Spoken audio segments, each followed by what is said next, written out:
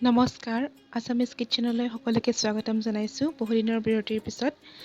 আজি মই আপোনালোকৰ বাবে এটা বেলেগ ধৰণৰ ৰেচিপি লৈ আহিছোঁ আৰু সেইটো হৈছে মুগা লেটাৰ ৰেচিপি হয়। অসমীয়া সমাজত বহু জনপ্ৰিয় এটা ৰেচিপি, এইটো সকলোৱে জানে আৰু বহুতে হয়তো নাখায়ো। এইটো চাওক, আজি মই এইটোকে বনালোঁ, সেইটো কাৰণে ভাবিলোঁ আপোনালোকৰ আগত শ্বেয়াৰ কৰোঁ। গতিকে আহকচোন চাওঁ। ইয়াতে মই লৈছোঁ 25টাৰ পৰা 27টামান মুগা লেটা। এয়া মই দেখাই দিছোঁ আৰু এইখিনি মই দুভাগ কৰি লৈছোঁ। মাজত এটা বস্তু থাকে ক'লাকৈ, এইটো বস্তু মই আঁতৰাই লৈছোঁ আৰু এনেকৈ দুভাগ কৰি লৈছোঁ মাজত। গোটাকৈও ভাজিব পাৰে।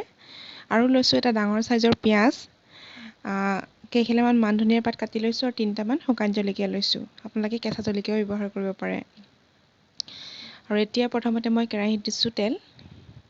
মিঠাতেল ল'ব পাৰে বা বেলেগ ধৰণৰ তেলো ল'ব পাৰে। তেল গৰম হোৱাত প্ৰথমতে মই দি দিছোঁ জলকীয়াকেইটা আৰু দি দিছোঁ পিঁয়াজখিনি।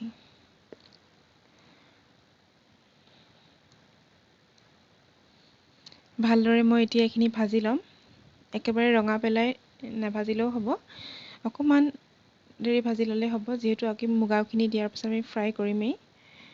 আৰু মই অলপ দেৰি ভাজি লৈছোঁ এনেকৈ।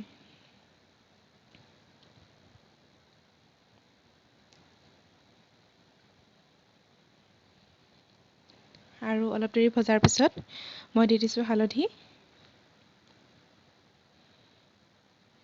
পাছত দিলে যিহেতু অলপ কেঁচা কেঁচা লাগিব পাৰে, সেইটো কাৰণে মই পিঁয়াজখিনিতে দি দিছোঁ হালধিখিনি।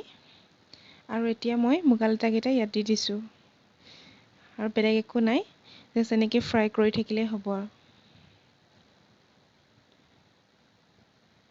আৰু দি দিছোঁ ইয়াত মই জোখমতে নিমখ। পিঁয়াজখিনি আগতেই বেছিকৈ ভাজি ল'লে পিছত ভাজিলে দেৰি যাব পাৰে, সেইটো কাৰণে আগতেই বেছিকৈ নাভাজিব। অলপ ভাজি লৈ মুগা লেটাকেইটা দিয়াৰ পিছত ভাজি থাকিলে গোটেইখিনি সমানে সিজি যাব। আৰু ইয়াত পিঁয়াজ অলপ বেছি হ'লে খাই ভাল লাগে। আৰু মুগা লেটাবিলাক যিহেতু আগতে বইল কৰি লোৱা হয়, এইখিনি সিজিয়ে আছে, জাষ্ট অলপ দেৰি ফ্ৰাই কৰিলে হ'ব।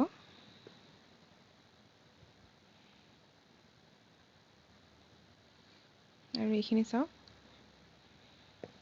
আৰু এতিয়া মই ইয়াতে কাটি থোৱা মান ধনিয়া পাত কেইখিলা দি দিছোঁ।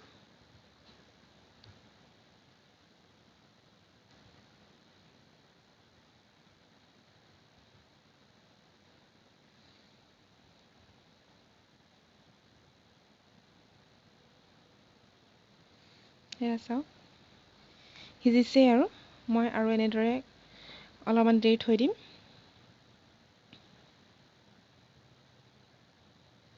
আৰু এয়া চাওক, পিঁয়াজখিনি পূৰা লেৰেলি গ'ল আৰু আমাৰ মুগা লেটাখিনি ৰেডি হৈ গ'ল ভাজি। চাওক, বহুত টেষ্টি হয় খাবলৈ।